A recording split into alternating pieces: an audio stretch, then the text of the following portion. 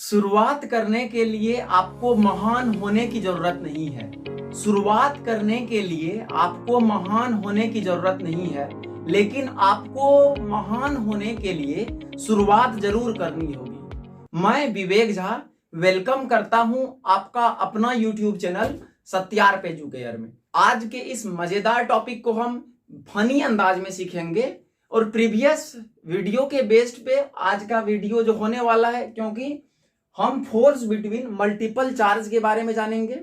Video में आप अंत तक बने रहें। चैनल पे बिल्कुल नए आए हैं तो चैनल को सब्सक्राइब कर लें, बगल वाले बेल आइकन दबा दें जिससे कि वीडियो का नोटिफिकेशन मिलता रहे।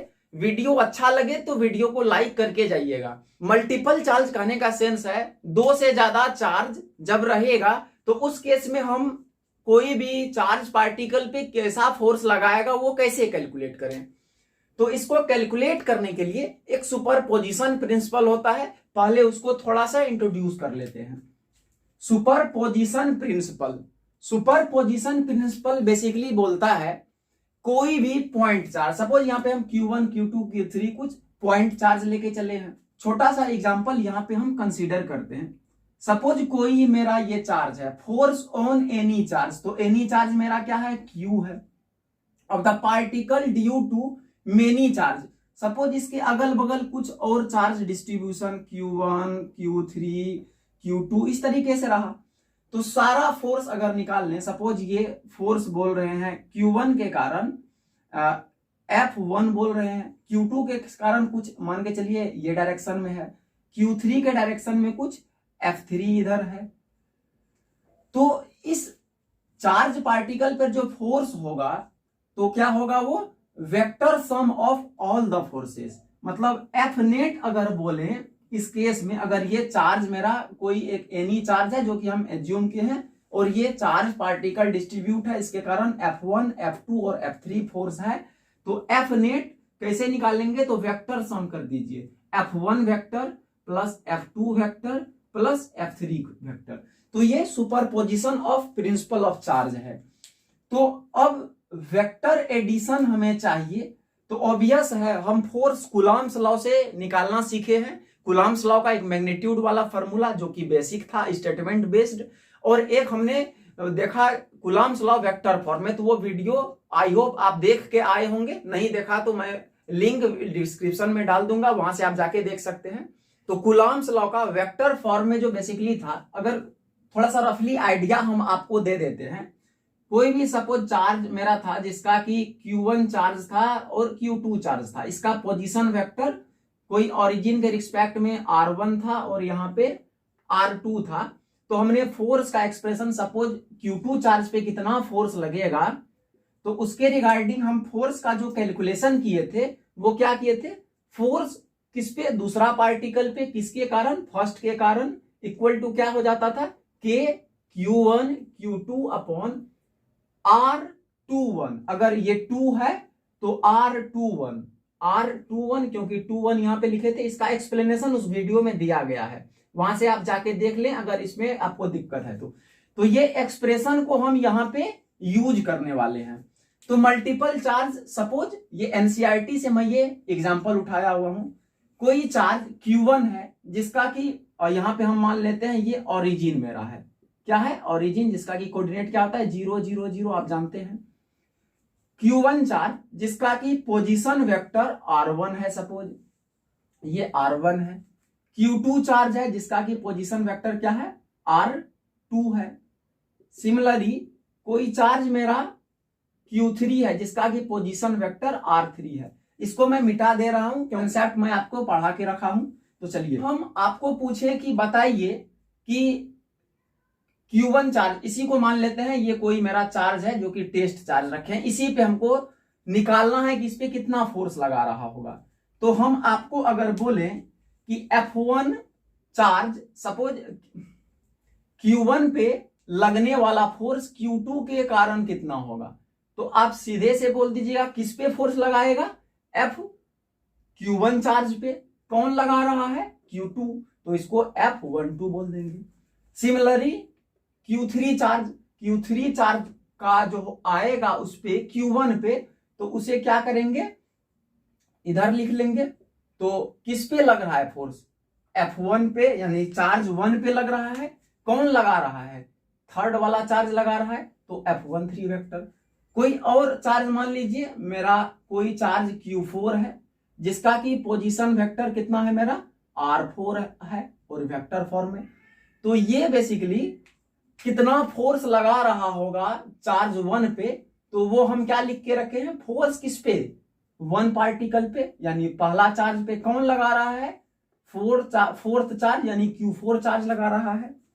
तो अब सबका मैग्नीट्यूड अगर लिखें डायरेक्शन वाइज वेक्टर फॉर्म का इस्तेमाल करके, F13 अगर बोले तो क्या लिख सकते हैं? K Q1 Q3, क्योंकि 1 3 और वेक्टर में लिखे तो अभी जस्ट देखे थे R13 वेक्टर का मॉड का स्क्वायर और R13 वेक्टर का डायरेक्शन में यूनिट वेक्टर। सिमिलरली F12 लिखें तो क्या लिख सकते हैं?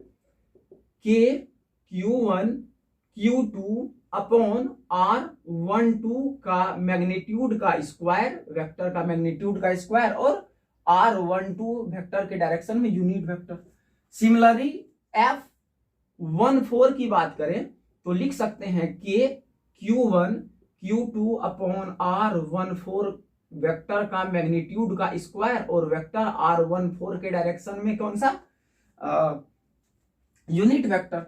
तो सुपरपोजिशन प्रिंसिपल अब इसमें लगाते हैं। ये वाला सेक्शन आप लिख लिए होंगे आई होप, तो इसको मैं रफ कर देता हूं। तो सुपरपोजिशन प्रिंसिपल क्या बोलता है कि ये सारे फोर्स को क्या करना है? हमें सम करके लिखना है, यानी जोड़ करके लिखना है। कैसे? वेक्टर लॉ ऑफ एडिशन के जैसा। तो हम लिख सकते हैं एफ नेट कितना आएगा? एफ नेट किस पे?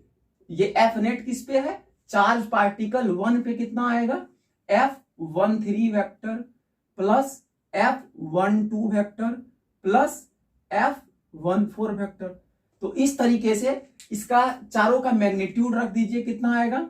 K Q1 Q3 upon R13 का मॉड का square plus K Q1 Q2 upon R12 का मॉड का स्क्वायर, और ये डायरेक्शन भी लिख देते हैं R13 के डायरेक्शन में यूनिट वेक्टर। सिमिलरली R12 के डायरेक्शन में unit vector plus K Q1 Q2 Q4, यहाँ पे मिस टाइपिंग हो गया, Q1 Q4, और यहाँ पे भी क्या लिख सकते हैं? Q1 Q4 अपॉन R14 का मॉड का स्क्वायर और R14 के डायरेक्शन में यूनिट वेक्टर। तो इस तरीके से लिख सकते हैं हम सुपरपोजिशन प्रिंसिपल के हेल्प से कि एफ नेट का वैल्यू क्या आया। एफ नेट किस पे? फोर्स 1 चार्ज पार्टिकल पे। तो यहां से आपको दिख रहा होगा K और Q1 इस टर्म में कॉमन है। K Q1, K का वैल्यू क्या होता है? 1 अपॉन 4 पाई एप्सिलॉन नॉट, और कॉमन कौन सा क्वांटिटी है? Q1। तो Q1 फर्स्ट टर्म से देखें तो क्या और रेस्ट बच रहा है? Q3 अपॉन R13 वेक्टर का मैग्नीट्यूड का स्क्वायर और R13 वेक्टर के डायरेक्शन में यूनिट वेक्टर, प्लस यहां से देखें तो Q2 अपॉन R12 का स्क्वायर वेक्टर का मैग्नीट्यूड का और R12 का डायरेक्शन में यूनिट वेक्टर, प्लस Q3 यहां से 3 2 और यहाँ पे 4, यहाँ पे आ जाएगा क्या? 4 अपॉन R14 का वेक्टर का मैग्नीट्यूड और R14 के डायरेक्शन में यूनिट वेक्टर। तो इस तरीके से ये कॉमन आ गया। इसे और सिंप्लीफाई करके लिखें तो ये वाला सेक्शन मैं मिटा रहा हूं, तो इसे और सिंप्लीफाई करके लिखा जा सकता है। यहाँ पे देख रहे होंगे वेरिएशन किस टर्म का है। अगर 3 है तो यहाँ इस पार्टिकल पे कितना आ जाएगा? जो वैल्यू कंस्टेंट है उसको ऐसे रहने देते हैं, Q1 upon 4 pi epsilon not. Individual term को जोड़ने के लिए ये समेशन यूज किया जाता है। सपोज यहाँ पे हम 4 चार्ज पार्टिकल लिए थे तो ये 3 टर्म आया। अगर n चार्ज पार्टिकल लिए तो n-1 टर्म आएगा। तो इस कारण से I का वैल्यू देखिए 1 चार्ज पे रख रहे हैं तो 1 चार्ज कम, तो n-1 होगा, तो इसको एडजस्ट कर देते हैं। 1 नहीं, हम I का वैल्यू कहां से ले रहे हैं? 2 से, और कहां तक? क्योंकि I वाला 1 वाला तो Q1 आ जाता और इसका वैल्यू n तक। और इच टर्म में Q3 Q4 Q2 ये था। तो जो टर्म जो चार्ज के कारण उसका चार्ज, तो यहाँ पे क्या लिख सकते हैं QI अपॉन R1, देखिए 1 1 1 सब में है, 3 तो 3, तो लिख सकते हैं R1I का इसका मैग्नीट्यूड का स्क्वायर, और यूनिट वेक्टर में देखें तो यहाँ थर्ड चार्ज है तो सब में देखिए 1 1 1 है, 3 2 4 है, तो यानी वेरिएशन है इसमें, तो 1 और किसके आई, जो भी आई आ जाए तो उसके डायरेक्शन में यूनिट वेक्टर।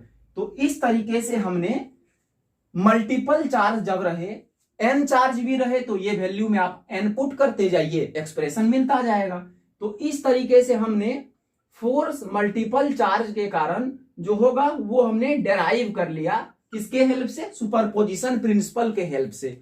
आई होप आपको ये डेरिवेशन स्टेप वाइज समझ में आया होगा। वीडियो अच्छा लगा हो तो वीडियो को लाइक कर दें। आप सत्यार्थ एजुकेयर के टेलीग्राम चैनल भी ज्वाइन कर सकते हैं, वहां से जो भी टॉपिक डिस्कशन होगा उसका PDF फॉर्मेट में नोट्स आपको अवेलेबल हो जाएगा। Thank you for watching this video.